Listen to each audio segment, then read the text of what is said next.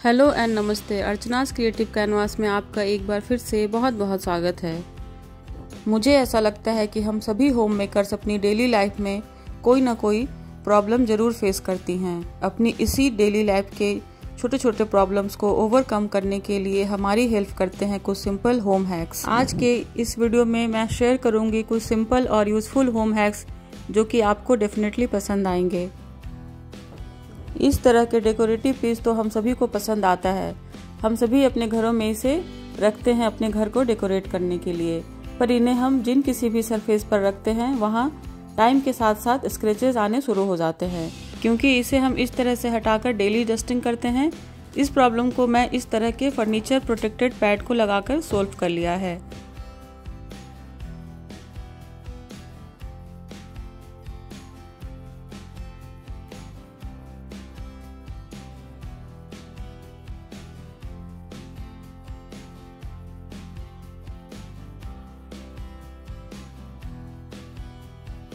इस पैड को पेस्ट करना बहुत ही सिंपल है। इसके पीछे ग्लू दी गई होती है जिससे ये इजीली चिपक जाता है।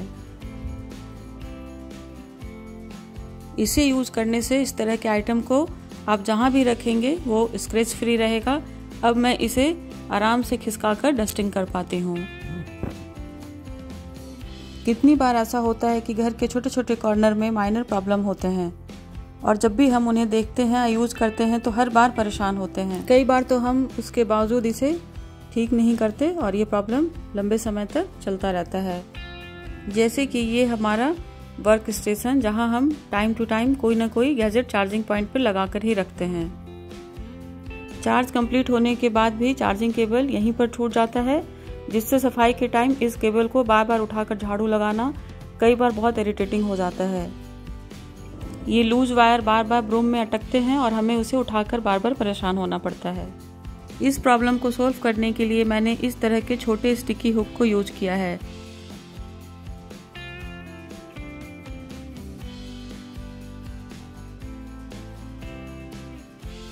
इसे टेबल के साइड में स्टिक कर दिया है। अब मैं इस चार्जिंग केबल को इसमें इंसर्ट करके रख देती हूँ।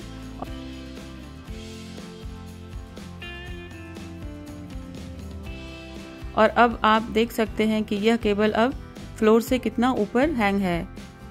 तो आपने देखा कि कितने इजीली मैंने अपने प्रॉब्लम को सोल्व कर लिया है। अब आराम से हम यहाँ ब्रूमिंग कर सकते हैं और फ्लोर पे किसी भी तरह का वायर का मेस नहीं होगा। तो मुझे ऐसा लगता है कि बार बार इन छोटे छोटे प्रॉब्लम को फेस करने से अच्छा है कि हम थोड़ा सा टाइम स्पेंड करके इनको फिक्स कर लें। सेम प्रॉब्लम मुझे अपने बेडरूम में भी फेस करना पड़ता था। मोबाइल चार्जिंग का जो केबल है वो हमेशा फ्लोर पे पड़ा रहता था, तो जिसे मैंने इसी तरह के छोटे स्टिकी हुक को टेबल के साइड में पेस्ट कर दिया है और ये मेरा प्रॉब्लम सोल्व हो गया। और इस तरह से चार्जिंग केबल प्रोटेक्ट भी रहते हैं, जल्दी खराब नहीं होते।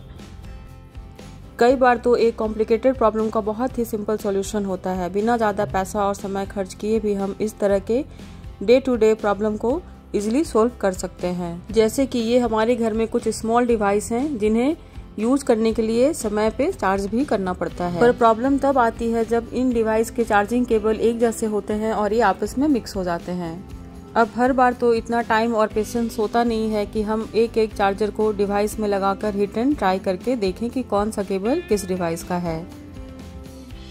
इस कॉम्प्लिकेटेड प्रॉब्लम का एक सिंपल सॉल्यूशन है इन केबल्स को लेबल करना। तो आइए हम इन केबल्स को बहुत ही इजी वे में लेबल करते हैं। इसके लिए मैंने मास्किंग टेप का यूज किया है। इसे कट कर लेंगे और केबल के एक एंड पे इसे पेस्ट कर देंगे और इस तरह से हमारे केबल का लेबल तैयार हो जाएगा। मैंने सभी केबल पे इस तरह से मास्किंग टेप को पेस्ट कर दिया है। अब सभी केबल पे हम किसी मार्कर की हेल्प से डिवाइस का नाम लिख देंगे।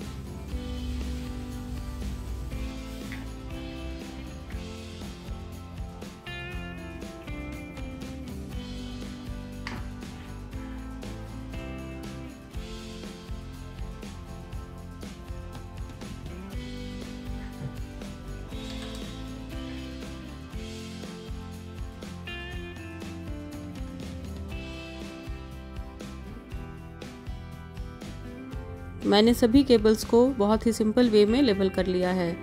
इस तरह से अगर आप भी अपने केबल्स को लेबल करके रखेंगे तो इजीली आइडेंटिफाई कर पाएंगे कि कौन सी केबल कौन सी डिवाइस की है। तो आपने देखा कि सिर्फ 2 मिनट में कितनी बड़ी प्रॉब्लम सोल्व हो गई है।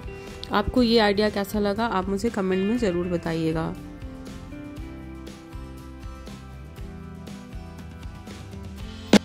ब्रेड के पैकेट के ऊपर इस तरह के प्लास्टिक टाई लगे होते हैं, इसे मैं संभाल कर रखती हूँ। ये केबल को टाई करने में काफ़ी काम आता है, तो आप इसे संभाल कर रखें। इस तरह से आप अपने केबल टाई बना सकते हैं।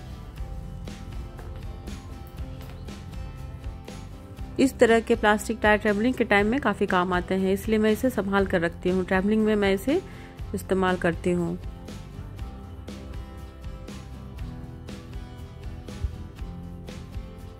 इसी तरह के कॉम्प्लिकेटेड प्रॉब्लम का इजी सॉल्यूशन लेकर आई हूँ।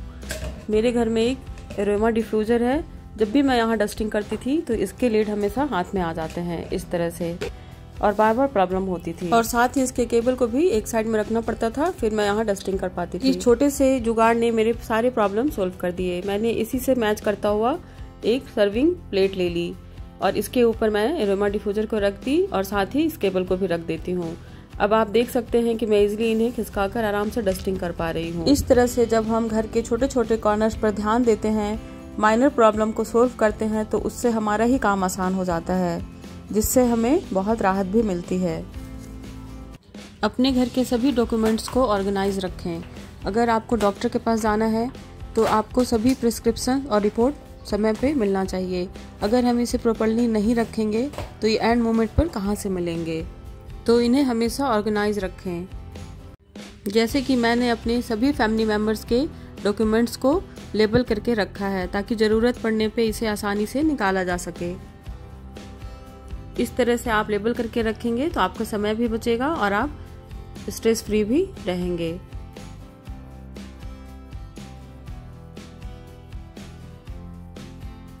जिस किसी भी इलेक्ट्रॉनिक आइटम का वायर लंबा हो तो उसे टाई करके रखें। मैंने एयर फ्रायर के वायर को इस तरह से जिप टाई से टाई कर दिया है। इस तरह से ये बहुत अच्छे से ऑर्गेनाइज रहता है और ज़्यादा फैला फैला नहीं रहता है। ये हैक मुझे काफ़ी पसंद आता है। उम्मीद करती हूँ आपको भी बहुत पसंद आएगा। अगर आपके घर में बच्चे होंगे तो वॉल भी गंदी होंगी। तो इस तरह से पेंसिल की दाग काफ़ी लग गई थी वॉल पे, तो मैंने एक सिंपल सा मैजिक इरेजर लिया हुआ है, इसे गीला कर लिया है और इसे गीला करके हल्के हाथों से रब कर दीजिए तो बहुत हद तक वॉल साफ हो जाती हैं। तो इस तरह से दाग धब्बे को छुड़ाने के लिए मैजिक इरेजर काफ़ी काम आता है। बस सिंपली इसे एक टुकड़े में कट कर लीजिए और थोड़ा सा गीला कर लेना है और बस पानी से गीला करना है, साबुन नहीं लगाना, और इस तरह से रगड़ कर इसे छुड़ा लेंगे। आपने देखा कि कितने हद तक ये वॉल क्लीन हो गई है। पर इस प्रोसेस को करने से पहले आप अपने वॉल के छोटे से हिस्से को साफ करके देख लें। ये टोटली आपके पेंट की क्वालिटी पर डिपेंड करता है। कहीं आपके पेंट का कलर तो नहीं छूट रहा है, इस बात का ध्यान जरूर रखें। और बाद में एक साफ कपड़े से वॉल को पोंछ लिया है और वॉल क्लीन हो गई है। आप हमेशा अपने घर की चीज़ों का स्मॉल रिपेयर करते रहें। जैसे कि ये प्रेशर कुकर जिसे मैं रेगुलर यूज करती हूँ, तो इसके हैंडल भी कई बार लूज हो जाते हैं, जिसे मैं समय रहते टाइट कर लेती हूँ। इन छोटी छोटी चीज़ों को बाद के लिए ना टालें, समय पे जरूर कर लें। हम होम मेकर्स को दिन भर में न जाने कितनी चीज़ें याद आती हैं, जिन्हें हम अपने माइंड में रखते हैं तो हमेशा भूल जाते हैं। तो इस तरह का एक स्टिकी नोट मैं फ्रिज के ऊपर हैंग करके रखती हूँ और साथ ही मैंने यहाँ पे पेन रखा हुआ है। इस तरह से अगर आप स्टिकी नोट्स लगा कर रखेंगे अपने सामने और पेन भी पास होगा तो आप कभी भी अपनी चीज़ों को नहीं भूलेंगे। तो इस तरह से आप अपने कोई भी ज़रूरत की चीज़ें यहाँ पे नोट कर लेते हैं तो काफ़ी आसान होता है। मैं अपने बेटे के स्कूल से आए हुए इम्पोर्टेंट सर्कुलर को भी फ्रिज के ऊपर ही पेस्ट करके रख देती हूँ। इस तरह से हम दोनों को भी आसान हो जाता है यहाँ से देखना, कभी भी कोई चीज़ मिस नहीं होता। तो इस तरह से आप भी एक कॉर्नर ज़रूर बनाएं जहाँ पे कुछ पेपर्स और पेन रखें, जिससे आप कुछ भी आपके माइंड में आएगा तो आप उसे नोट डाउन कर सकते हैं। तो आज के लिए बस इतना ही। मुझे उम्मीद है आपको आज के होम हैक्स काफ़ी पसंद आए होंगे। अगर आपको ये वीडियो अच्छी लगी है तो प्लीज़ इसे लाइक करें, शेयर करें और मेरे चैनल को सब्सक्राइब करें। बेल की घंटी को प्रेस करना ना भूलें, जिससे आने वाली हर वीडियो की नोटिफिकेशन आप तक जल्द से जल्द पहुँचे। मिलती हूँ नेक्स्ट वीडियो में एक नए आइडियाज़ के साथ। तब तक के लिए bye bye and take care.